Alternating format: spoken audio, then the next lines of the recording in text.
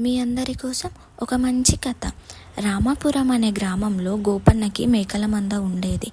ప్రతిరోజు ఆ మేకలని మేత కోసం అడవికి తీసుకెళ్ళేవాడు.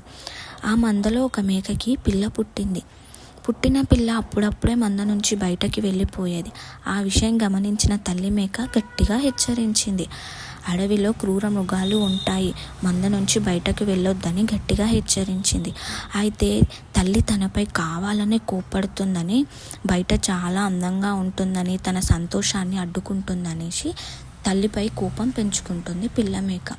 ఒకరోజు తల్లి లేని సమయం చూసి ఆ మందలో నుంచి బయటకి వెళ్ళిపోయింది. ఒంటరిగా తిరుగుతున్న పులికి కనిపించింది. ఆ పులి అక్కడికక్కడే ఆ పిల్ల మేకని తినేస్తుంది.